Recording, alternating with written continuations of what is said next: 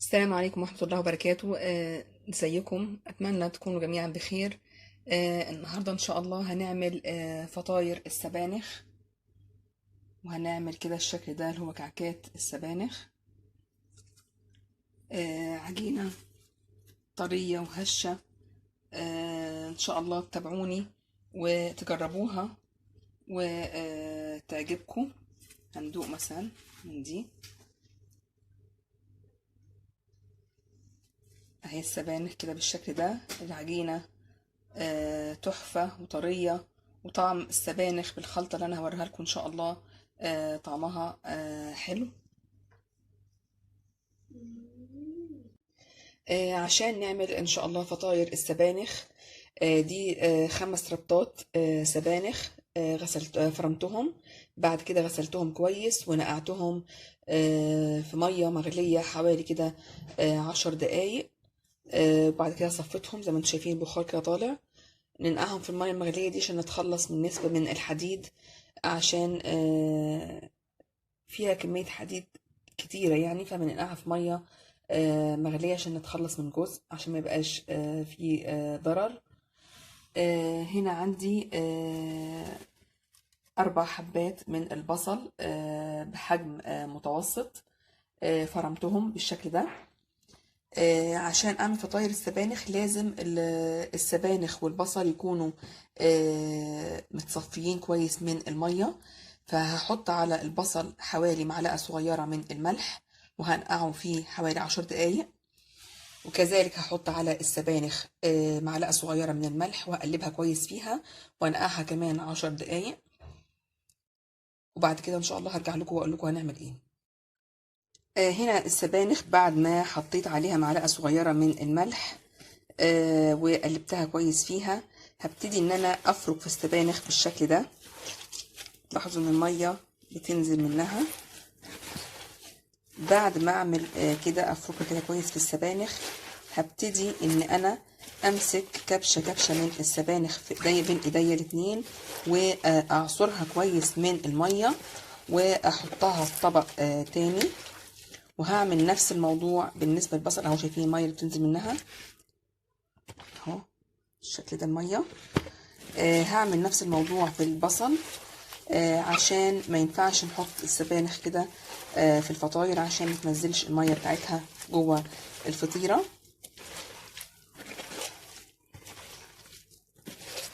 زي ما قلت لكم همسك بين ايديا الاتنين كبش السبانخ كده، واقعد اعصر فيها كويس عشان اتخلص من المية اللي فيها، وابتدي اجمعهم في طبق. لسه انا هعصرها تاني.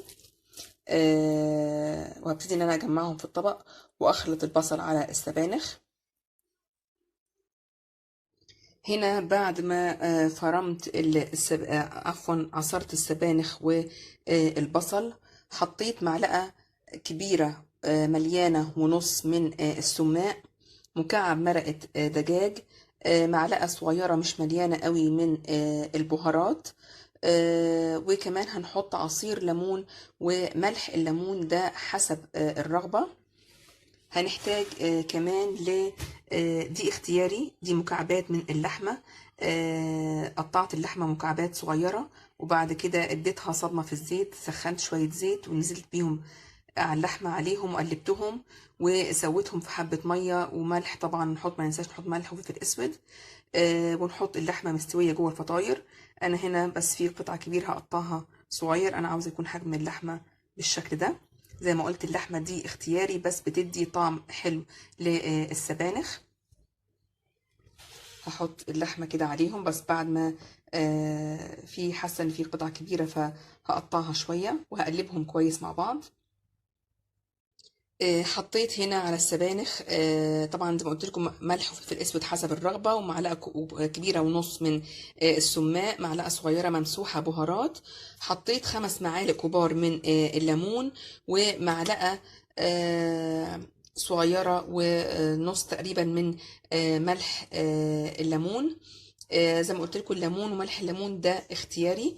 قلبتهم مع بعض كويس ووصلت للطعم اللي انا بالنسبه لي مرغوب. ممكن كميه الليمون بالنسبه لكم تزيد او تقل، بس دي الكميه المناسبه بالنسبه لي الكميه دي من السبانخ. عشان نعمل العجينة المناسبة لفطاير السبانخ وأغلب أنواع الحشوات. هنا عندي كيلو دقيق، عليه معلقة، احنا بنحتاج لكل كيلو دقيق معلقة خميرة، بس عشان الجو شتا فأنا هزود كمان نص معلقة، يبقى هحط معلقة ونص خميرة عشان الجو شتا. معلقة ونص سكر، معلقة ونص خل، ربع كوباية من الزيت وذرة ملح. هلخبطهم على بعض بالشكل ده وهعجنهم بحليب دافي. هنا احتجت حوالي كوبايتين ونص من المج اللي بنشرب فيه الشاي من الحليب. حطيت كوبايتين حليب ونص ميه، اقل من نص كده ب100 معلقتين. ما نحطش السوائل مره واحده، نحطها تدريجيا لغايه ما نوصل لقوام عجينه بالشكل ده تلزق في الايد. وكمان في شويه دقيق كده في الطبق. هحط دلوقتي 3 معالق كبار من الزيت واعجن بيهم العجينه.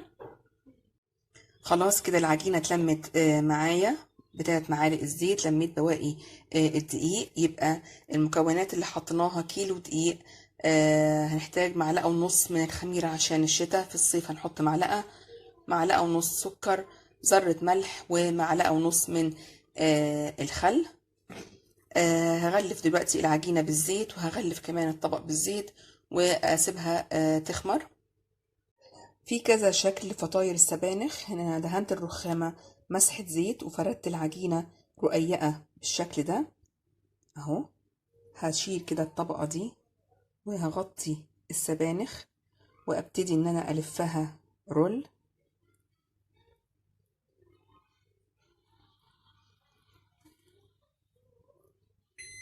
بعد ما لفتها رول هقفلها من الجنب بالشكل ده ومن الجنب التاني، وبعد كده هعمل العجينة كده فوق بعض واكبسها كده فوق بعض، دي على شكل كعكات السبانخ اهو. تاني معلش هوريكم واحده تانية، هحاول ان انا اقفلها كويس قدامكم. هوزعها بشكل كويس وبعد كده اجيب الطبقه دي،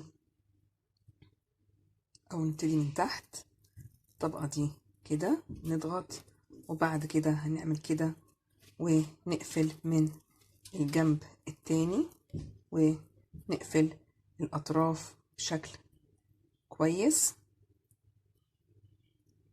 انا هخلص كمية السبانخ كلها الفطاير، وبعد كده هبتدي ان انا اخبزها على درجة حرارة، هحط الرف في النص على درجة حرارة 180. هشغل الفرن قبلها بحوالي ربع ساعة، وبعد كده هشغل الشواية واحمر الوش اديه تحميرة بسيطة. وهنا برضو في كعكات السبانخ ممكن نقفلها بطريقة تانية. بعد ما نقفل الاسطوانة بالشكل ده نفضل نضغط عليها بايدينا ونفردها بشكل كويس، ونقفل برضو الجناب. وبعد كده نلف العجينة كده بالشكل ده ونعملها ملفوفة جوه بعضها بالشكل ده اهي. دي فطاير السبانخ بعد ما استوت بالشكل ده، ودي اللي عملتها على شكل كعكات، ودي اللي لفتها حوالين نفسها. اتمنى تجربوا الوصفة وتدعموني بلايك وشير وسبسكرايب. شكرا لكم والسلام عليكم ورحمة الله وبركاته.